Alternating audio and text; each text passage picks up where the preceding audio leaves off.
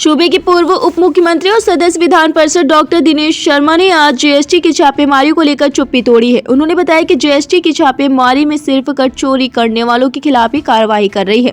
किसी अन्य व्यापारी का शोषण नहीं किया जाएगा और अगर कहीं किसी अधिकारी ने किसी व्यापारी का शोषण होता है तो उस अधिकारी के खिलाफ कार्रवाई भी योगी जी सरकार करेगी। उप मुख्यमंत्री कारागार राज्य मंत्री सुरेश राही के पिता केंद्रीय गृह राज्य मंत्री रामलाल राही की पुण्यतिथि पर सीताराम पहुंचे थे। पूर्व उप मुख्यमंत्री दिनेश शर्मा ने मीडिया से बातचीत करते हुए रामपुर में पहली बार कमल खिलने की बात पर जवाब देते हुए कहा कि जहां 60% से ज्यादा अल्पसंख्यक आबादी हो वहां के लोगों ने भाजपा को 43,000 वोटों से जिताया है। उन्होंने कहा कि मोदी जी के सबका साथ सबका विकास की बात सच हो रही है और रामपुर की जीत यह दिखा रही है। अब अल्पसंख्यक समुदाय भी समझ गया है कि बीजेपी सरकार में ही उसका हित है। दिनेश शर्मा ने कहा कि रामपुर की जीत अलार्म है विरोधी पार्टियों के लिए जो तुष्टीकरण की राजनीति करती है। उन्होंने कहा कि रेड अलर्ट है सपा भाजपा बसपा माकपा वालों के लिए, क्योंकि अब अल्पसंख्यक इनके बहकावे में आने वाले नहीं है। खतौली विधानसभा सीट से सपा गठबंधन से जीतने वाले विधायक मदन भैया को मुजफ्फरनगर जाने से रोकने की बात पर दिनेश शर्मा ने कहा कि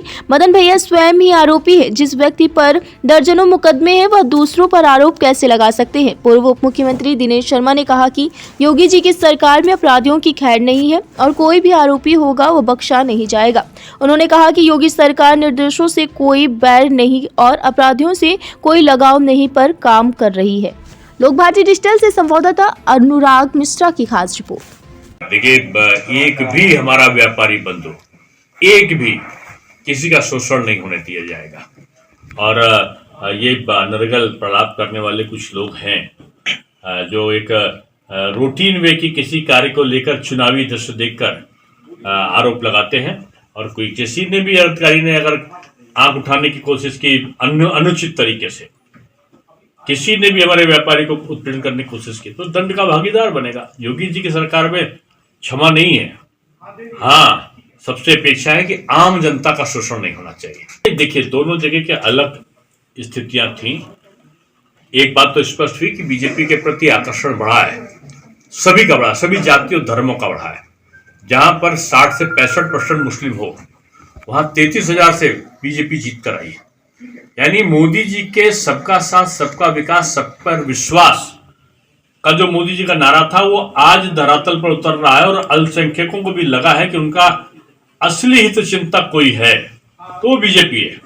बीजेपी तुष्टीकरण नहीं, सहयोग सबका, लाभ सबका, इस दृष्टि से काम कर रही है। और ये अलार्म है सपा बसपा माकपा भाकपा के लिए। ये रेड अलार्म है रामपुर की जीत। क्या वो उनके द्वारा बहकावे में अल्पसंख्यक खासतौर से मुस्लिम आने वाला नहीं है।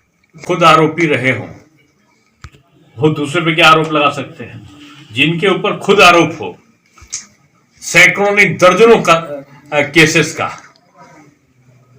वो जो दूसरों को आने से रोक रहा हो और जिसके आतंक से लोग घर से ना निकल पाते हो वो दूसरे पर आरोप लगाएगा।